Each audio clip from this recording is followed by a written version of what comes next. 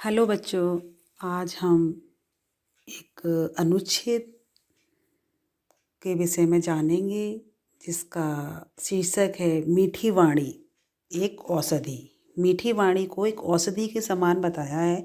जिस तरह एक जो रोगी होता है और एक उस रोग को खत्म करने के लिए एक औषधि को प्रयोग में लाता है, तो उसी तरह जब हम मीठी वाणी का प्रयोग करते हैं तो वो भी एक औषधि का ही काम करती है और सामने वाले को संतुष्ट करती है। तो इसके जो हम संकेत बिंदु भी देख लेते हैं, तो ये हमारा अनुच्छेद है मीठी वाणी एक औषधि, और ये हमारे हैं संकेत बिंदु, जिसमें आप देखोगे कि वाणी कुदरत का एक अनमोल वरदान है और मधुर वाणी का प्रभाव दूसरे पर कितना अच्छा प्रभाव डालता है, और जो कटु वाणी का हम प्रयोग करते हैं, कड़वी बात करते हैं, सो सामने वाला कितना दुखी हो जाता है। तो हमें मीठी वाणी का प्रयोग करना है।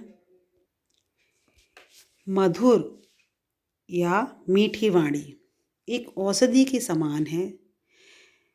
जब निराशा भरे माहौल में आशा का संचार कर देती है, मधुर वाणी क्रोधित व्यक्ति के क्रोध को शांत करने में एक उत्तम औषधि का काम करती है। तो यह एक अनमोल वरदान है जिसकी कोई कीमत नहीं है, जो दूसरों के जीवन में मीठा रस घोल देती है, मिठास ला दे देती है। किसी से बात करते समय उसे मोह लेने की उसमें शक्ति होती है।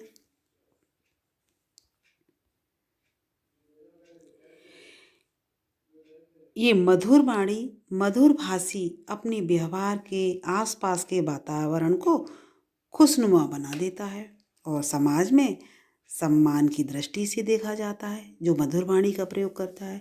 मधुर वाणी श्रोता के कानों में मिश्री घोल देती है। जिस तरह मिश्री में मिठास होती है, उसी तरह ये कानों में भी मिश्री घोल देती है।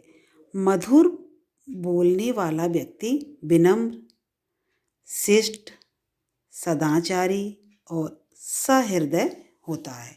जो मीठी वाणी का प्रयोग करता है उसमें एक विनम्रता होती है, शिष्टाचार के नियमों उस पे होते हैं, और वो सदाचारी होता है, अच्छे आचार विचार वाला होता है, और उसका हृदय भी ममता से भरा हुआ होता है। मृदुभाषी के द्वारा बोले गए मधुर शब्द मित्रता और अपनेपन का कार्य करते हैं, क्योंकि उसकी मित्रता भी लोगों से अधिक होती है और वो अपनत्व की भावना दूसरों के प्रति रखता है, जिससे संबंधों में आत्मीयता होती है।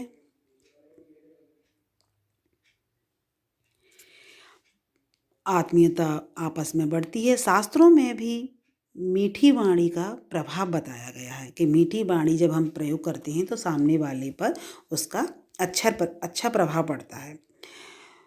तुलसी जी ने भी कहा है, क्या कहा है कि मीठे वचन ते सुख उपजत चहुओर। जब मीठे वचन हम बोलते हैं तो चारों तरफ सुख पैदा होता है, चारों तरफ सुख फैला हुआ होता है। इसके विपरीत कटु वचन क्या कहते हैं? जब कटु वचन का प्रयोग किया जाता है तो माहौल जो है और आसपास का माहौल और काम को ये बिगाड़ देता है।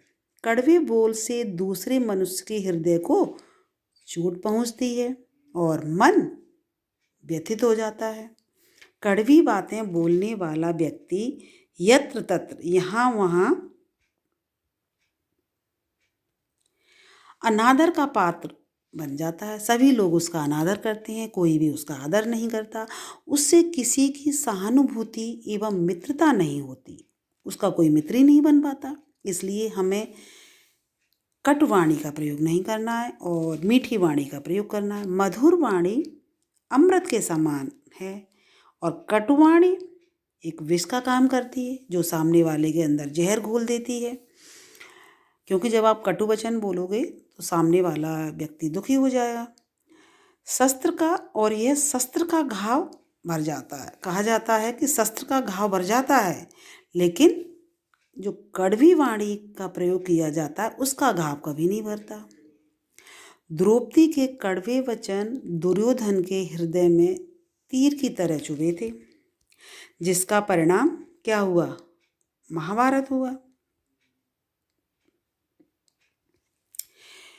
महाभारत के रूप में सबके सामने आया और सबको भुगतना भी पड़ा। इसलिए मधुर भाषा का प्रयोग हमारी वाणी में होना चाहिए।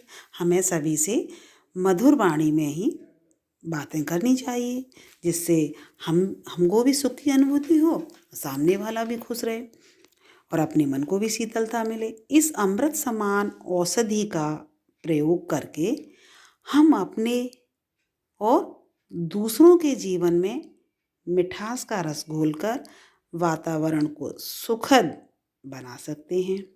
तो मधुर वाणी का जो प्रयोग है सर्वश्रेष्ठ है, श्रेयस्कर है। तो हमें कड़वी कटु वाणी का प्रयोग ना करके मीठी वाणी का प्रयोग करना चाहिए। जो एक रोगी भी है तो उसके लिए भी एक औषधि का काम करे। तो मीठी वाणी का जो प्रयोग है वो श्रेयस्कर है। तो आपने मीठी वाणी के विषय में जाना कि मीठी जो वाणी है उसका सामने वाले पर क्या प्रभाव पड़ता है और जो कटु वाणी है उससे क्या क्या नुकसान हो सकते हैं। तो हम उस कटु वाणी से बचना चाहिए। धन्यवाद।